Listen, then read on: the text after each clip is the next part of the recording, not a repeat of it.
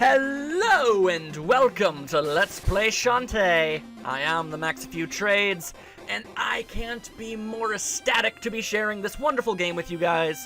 I don't know if you've played it. It's possible it slipped under your radar, because it slipped under mine for oh so very long. It's actually, the story behind this is so crazy. Okay, so this game came out in 2002 on the Game Boy Color, which is an entire year after the Game Boy Advance had already come out, so next to nobody even knew this game existed. It's made by the unbelievably awesome people at WayForward, who have proven time and time again to be one of the greatest video game developers ever, bar none. And it pretty much all started with this, really. And it was a game so few people were ever able to actually even notice ever existed, and some people to this day still don't know it exists, so I'm just going to share it with you guys, and we're going to go on a crazy, magic-filled adventure. Begin now. Shantae is a genie, and that is awesome possum. Adventure start!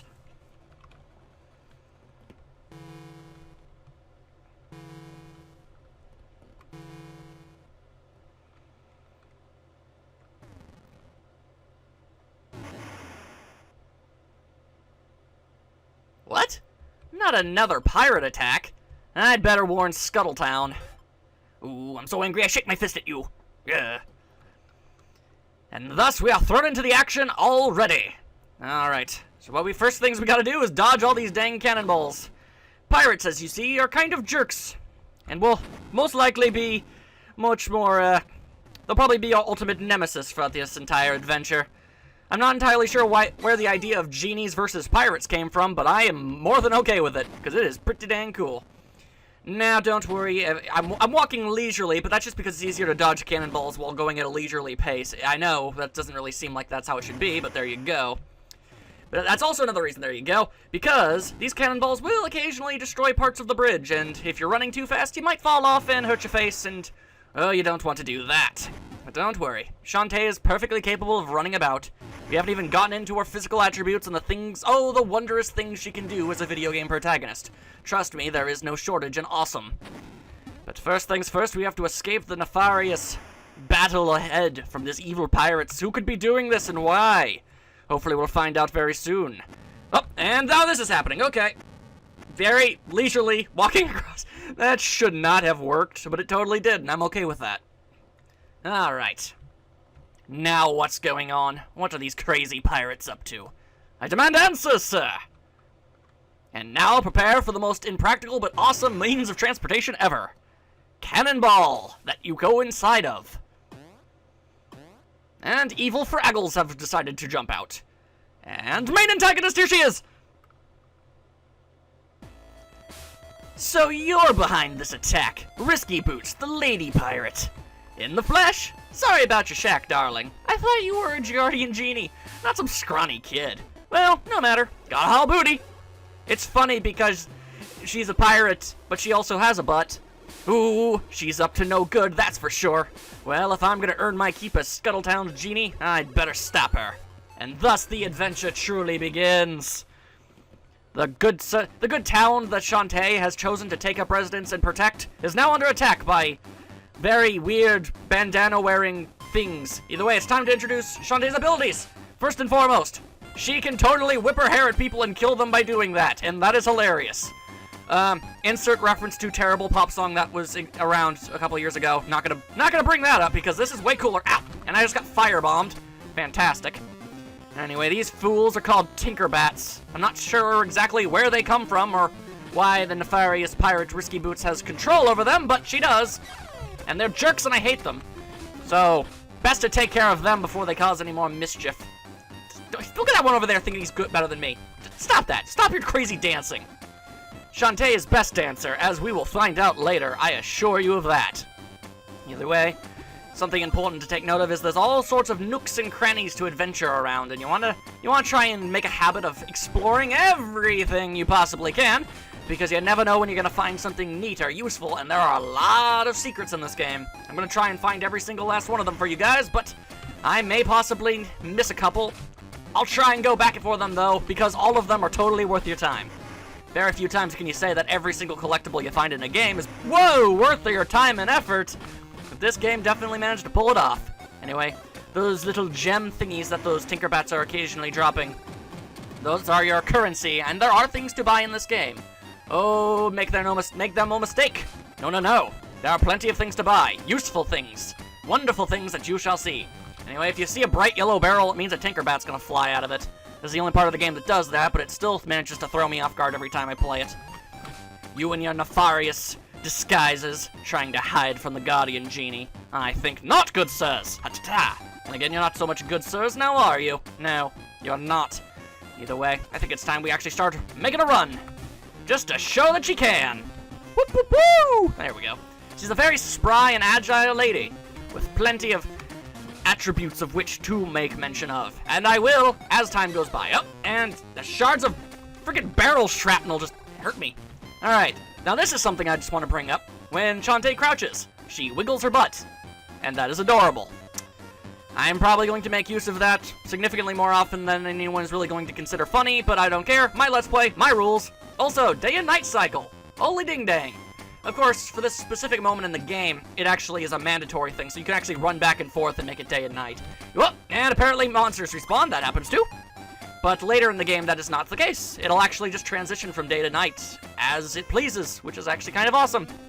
I mean, this game was made in 2002 for the Game Boy, which means all possible resources and usabilities that a company was able to use for the Game Boy has been found and used to their ultimate ability. It's pretty dang swell. Anyway, those no good Tinkerbats are smashing up this building, and they're making these various bricks jettison in and out, which we will use to climb. Yes, like so. But you gotta get your timing right, because you don't want to fall and hurt your bum. Luckily, there is no fall damage, but it's still something you should probably definitely make a habit of. You're gonna find falling to be one of your ultimate nemesises in your adventures. By the way, if you walk at a very casual pace, you do not have to worry about the various cannonballs. They will not harm you. However, we have plot progression to behold. Tinkerbats are clearly stealing something. I do nothing to stop them. Another Tinkerbat falls behind, lays down a bomb. I could get rid of it right now. I have plenty of time, but I don't. And now this building has exploded. Which this all makes even less sense once you know who that guy is. Oh, he's flailing! He's crazy! Mimic! Hey, old man, are you okay? Look what those Tinkerbats did to my workshop. I've got to stop them before they escape with my steam engine. Steam engine? What's a steam engine? Well, funny story. It all starts with a man named Gabe Newell. Oh, wait, nope, different steam engine. I'll explain later. Right now, we have to get it back. You stay put. I'll handle this. I have magical genie pants. This definitely, see, this qualifies me for things better than you do. So, I mean, you're old. I have pants and a hair whip ability. You got nothing, unless you can do something with your beard that I don't know of. But as far as I know, Mimic cannot do that. One of the things to make note of the Shantae series is it seems to be a series that's desperately struggling to be able to exist in today's world. I mean, the fact that this game came out in 2002 on the Game Boy Color, long after the Game Boy Color was no longer relevant, should be a testament to that first thing. It had a Game Boy Advance game in the plannings, but it ultimately got canceled. And it took forever until like 2010 for them to finally be able to make a sequel, and even then it was a download-only title. And now their newest game that's going to be coming out, which I kickstarted, I backed that thing like nobody's business, by the way, actually had to go to Kickstarter and get fan donations in order to make it happen, which is just downright appalling in my opinion, because this game, this series, is pretty dang awesome in every aspect, and it totally deserves to exist and flourish and do all sorts of wonderful things if the world would just let it. Either way, we've got important things to take care of now. That's far enough, Risky. Where's the steam engine? None of your business. More importantly, you people have been using my sea without paying my fee, and now you're in a lot of hot water. That's ridiculous. The ocean is free for everyone to enjoy. Just who do you think you are? Who am I? I'm Risky Boots, Queen of the Seven Seas, and anyone who opposes me will be crushed flat. Men, spank this one extra hard for mommy. That's a little suggestive. Yeah, this game has kind of a bit of a suggestive themes to it, but it never goes too far, and I can appreciate that because I am a colossal prude. So, the fact that I can get behind this is really all you really need to know. Either way, they're gonna chuck a bunch of dang cannonballs at me. Do your best to avoid those things. Ow! Okay, well, I managed to screw that one up. Either way, they're gonna shoot 3. The Tinkerbats are gonna start flying out. You want to smack the ever-loving hell out of this engine with your hair. You just gotta smack it. Smack it or with your whip. Whip hair. Which, by the way, that has to, like, I guess Shantae just has, like, freakishly strong neck muscles, because that's very impressive. Either way, huzzing! Massive explosion, all sorts of chaos. And now they're gonna try to blow me up, but I will not have any of that. Oh no. Shantae will whip these barrels and explode them in the hands of our enemies. She will have none of this evil buffoonery. Ta-ta! And eventually, the walls will explode. Eventually, there you go. Now, I guess whatever was back there is now dead. We don't have to worry about it. So that's all well and good. There we go. Who else wants to do it? Huh? There you go. Only one more left. And I have saved the best thrashing for last. There you go. Hopefully I sent a permanent message to that evil pirate lady who fell in the water, but oh, she's okay. I went easy on you. I went easy on you this time, but next time I'll be steam-powered and unstoppable. Oh, I don't care for that lady. She is nefariously evil. Also, I don't know how Shantae manages to get off that platform, but she totally does. There you go. And the mayor has come to talk to us. Good job, Shantae. You certainly made short work of those bandits. Hiring a town genie was a dandy idea indeed. And as you can see, the entire town has come over to celebrate the awesomeness that is Shantae, including Shantae's doppelganger next to that yellow turban-y guy. We never meet anyone who looks like that, so it's kind of strange that there's somebody that looks almost exactly like her, except slightly taller, I guess. Not sure why that's there. Either way.